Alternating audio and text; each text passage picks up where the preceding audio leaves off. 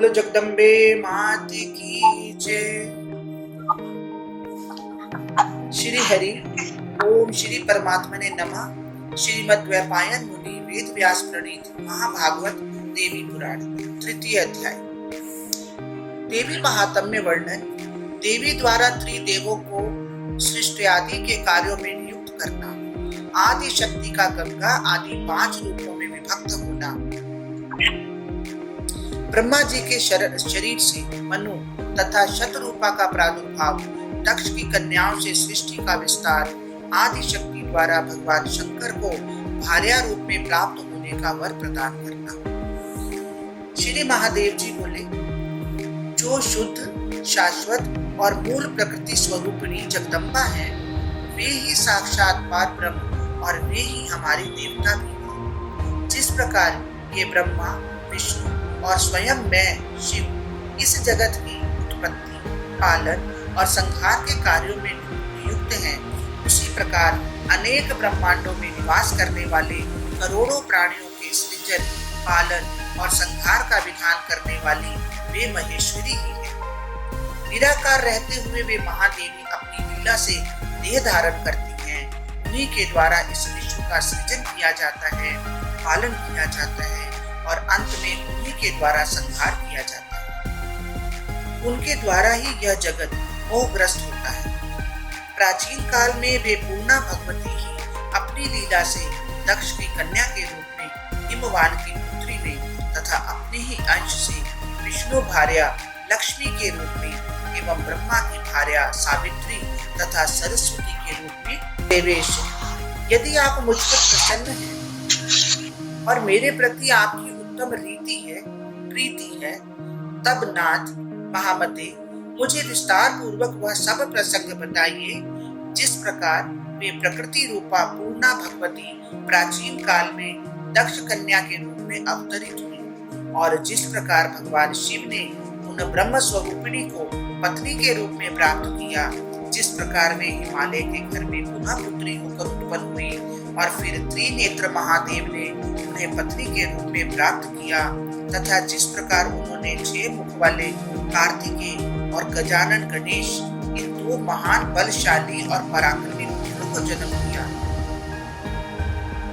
श्री महादेव जी बोले, पहले यह जगत सूर्य, चंद्रमा, तारों, दिन रात, अग्नि, दिशा, शब्द, स्पर्श आदि से तथा अन्य किसी प्रकार के तेज से रहित था। उस समय श्रुति के द्वारा एकमात्र जिनका प्रतिपादन किया जाता है, ब्रह्म स्वरूपिणी वे भगवती विद्यमान थी।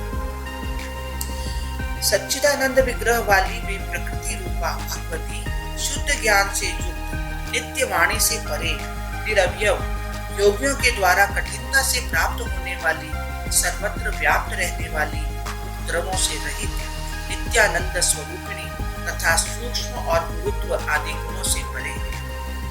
उन भगवती की सृष्टि करने की इच्छा हुई। उसी समय रूप रहित होते हुए भी प्रकृति स्वरूपिणी उन पराम्बा ने अपनी इच्छा से शीघ्र ही प्रसन्नता पूर्वक रूप धारण कर लिया। उनका विग्रह निखरे हुए काजल के समान था। विकसित कमल के समान सुंदर मुख, 4 भुजाएं थी, नेत्र लाल वर्ण के थे, बाल खुले हुए थे और दिशा रूपी वस्त्र से सुशोभित, स्थूल तथा उन्नत स्तन धारिणी ज्योतिर्मयी में सिंह की पीठ पर विराजमान थी। तदंतर उन्होंने अपनी इच्छा से अपने रजस, सत्व और तमोगुण के द्वारा शीघ्र ही चैतन्य रहित एक पुरुष की सृष्टि की। सत्व आदि तीनों गुणों से युक्त उस उत्पन्न पुरुष को देखकर भगवती ने स्वेच्छा से उस पुरुष में सृष्टि करने की अपनी इच्छा का समावेश किया। यह देखकर वह शक्तिमान पुत्र तीनों गुणों के आश्रय से ब्रह्मा, विष्णु और शिव नाम वाले 3 पुरुषों के रूप में प्रकट हो गया। इस पर भी सृष्टि नहीं हो रही है, ऐसा देखकर उन भगवती ने उस पुरुष को जीवात्मा और परमात्मा 2 रूपों में विभक्त कर दिया। इसके बाद वे प्रकृति अपनी इच्छा से स्वयं अपने को भी 3 भागों में विभक्त कर माया, विद्या और परमा इन 3 रूपों में प्रकट हुई। प्राणियों को विमोहित करने वाली जो शक्ति है वही माया है और संसार को संचालित करने वाली तथा प्राणियों में स्पंदन आदि का संचार करने वाली जो शक्ति है वही परमा कही गई है। वही तत्व ज्ञानमयी तथा संसार से मुक्ति दिलाने वाली भी है। माया के वशीभूत जीव जब उस परमा शक्ति की उपेक्षा करने लग गया तब उन्हें मोहात्मी का उस माया का आश्रय ग्रहण करने वाले वे पुरुष भी विषयों के प्रति आसक्त होने लगे। मुनि श्रेष्ठ, उस समय वे उस माया के प्रभाव से अत्यंत प्रमत्त हो गए।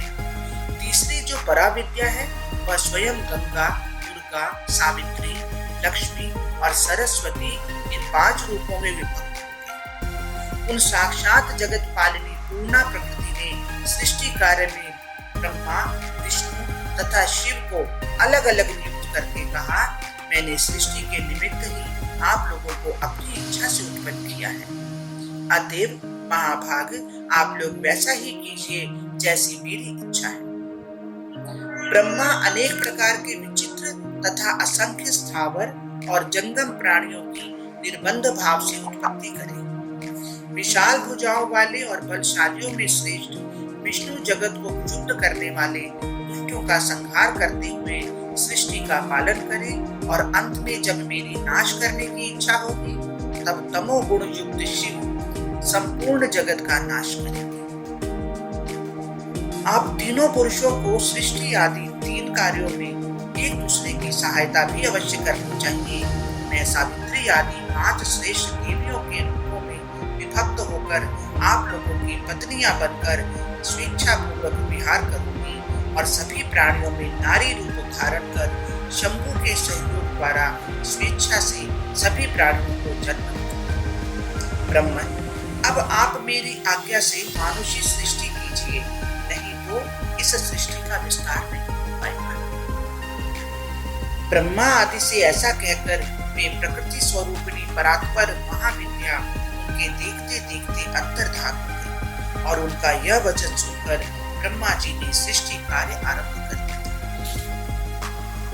इधर भगवान महेश्वर उन पूर्ण प्रकृति को पत्नी रूप में प्राप्त करने के लिए संयत चित्त होकर भक्ति पूर्वक तप के द्वारा आराधना करने लगे। अपने ज्ञान नेत्र से महेश्वर को ऐसा करते देख वे परम पुरुष विष्णु भी उन्हीं को प्राप्त करने के निमित्त तपस्या करने के लिए बैठ गए। यह सब जानकर भगवान ब्रह्मा भी सृष्टि करना छोड़ उसी अभिलाषा के साथ तपस्या हेतु निश्चल होकर बैठ गए। इस प्रकार आराधना रत उन तीनों के तप की परीक्षा करने के लिए स्वयं प्रकृति ब्रह्मांड को शुद्ध करने वाला भयंकर रूप धारण करके उनके पास आई। उन्हें देखकर ब्रह्मा जी भयाक्रांत हो गए और उन्होंने अपना मुख फेर लिया। वे उनके सम्मुख पुनः गई, तब भी ब्रह्मा जी विमुख हो गए। इस प्रकार वे चारों दिशाओं से क्रम से 4 बार गई।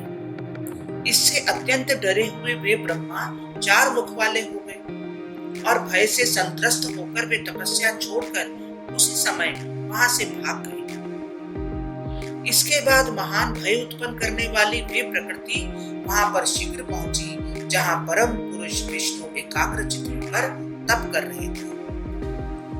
उन्हें देखकर 1000 सिर, 1000 नेत्र और 1000 पैरों वाले वे विष्णु भी उस समय भयभीत हो गए और तपस्या छोड़कर आंखें बंद किए हुए जल के अंदर प्रविष्ट हो गए। इस प्रकार उन दोनों की तपस्या भंग हो जाने पर भीषण रूप वाली वे प्रकृति महेश के पास गई, किंतु वे भी किसी भी तरह उनका ध्यान भंग करने में समर्थ नहीं हो सके। अपने विज्ञान विशेष से भगवान शिव भयंकर रूप वाली देवी प्रकृति को परीक्षा के लिए आई हुई जानकर समाधि में ही बैठे रहे।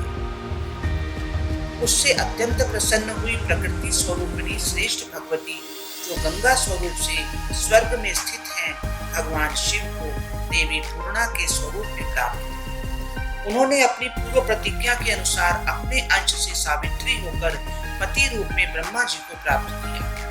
महामते, इसी प्रकार उन्होंने अपने ही अंश से लक्ष्मी होकर विष्णु को पति रूप में प्राप्त किया और अपने ही अंश से सरस्वती के रूप में वे वे भगवती प्रतिष्ठित हुई। इसके बाद महामते समाधि भंग हो जाने के अनंतर उन लोक पितामह ब्रह्मा ने पृथ्वी आदि महाभूतों तथा अन्य तत्वों की उत्पत्ति करके मरीचि, अत्रि, पुलह, क्रतु, अंगिरा, प्रचेता, वशिष्ठ, नारद, भृगु और पुलस्त्य इन 10 मानस पुत्रों का सृजन किया।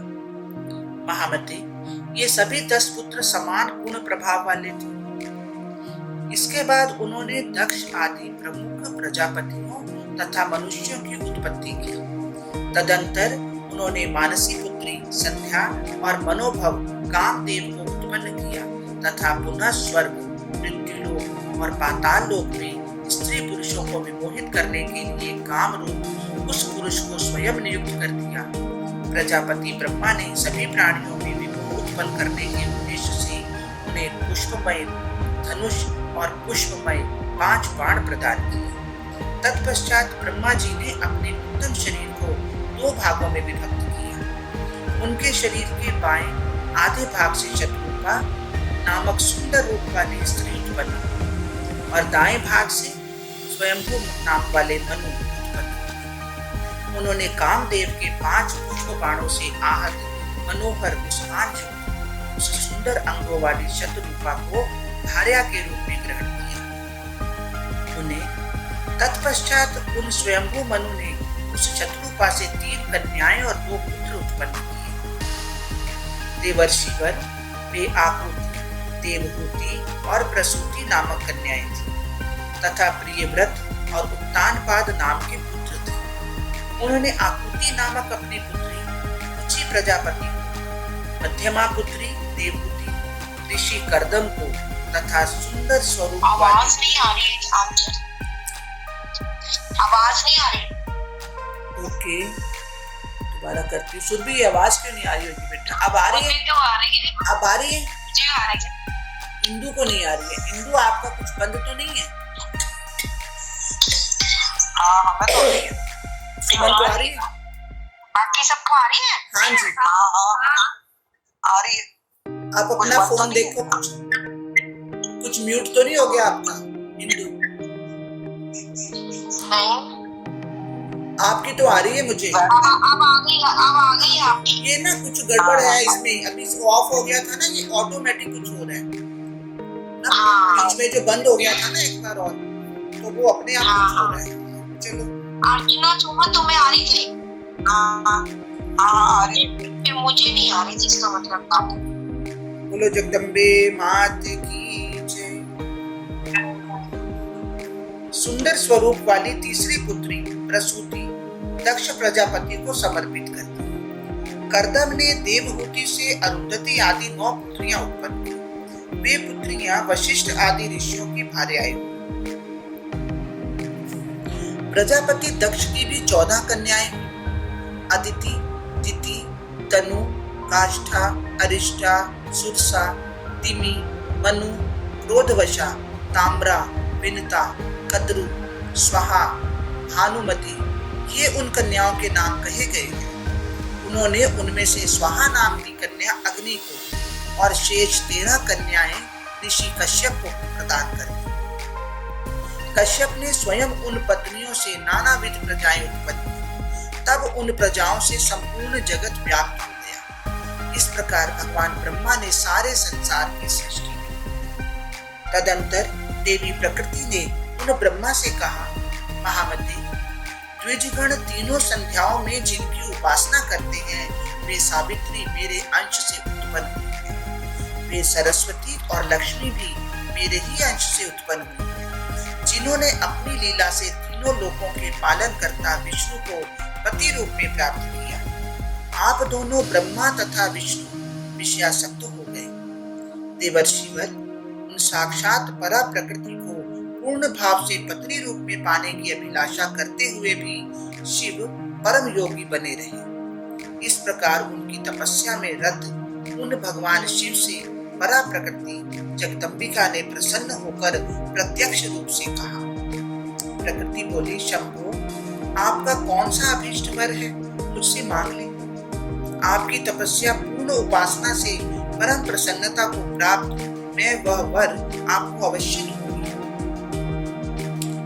शिव जी बोले, जिनसे पूर्व में 5 श्रेष्ठ नारियां प्रकट हुई थी, वे आप विशुद्ध प्रकृति ही हम ब्रह्मा, विष्णु और महेश्वर को प्राप्त होंगे।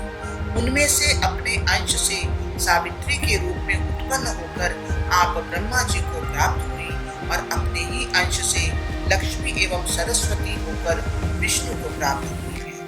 किंतु परमा पूर्णा प्रकृति आप स्वयं अपनी लीला से कहीं जन्म लेकर मुझे प्राप्त हुई।